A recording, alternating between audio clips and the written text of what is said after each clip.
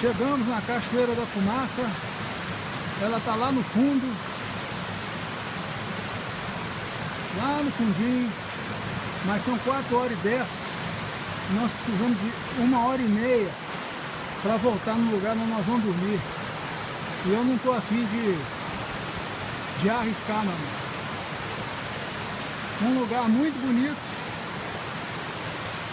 que eu vou ter que voltar de novo para a marca, para Pico de Carro.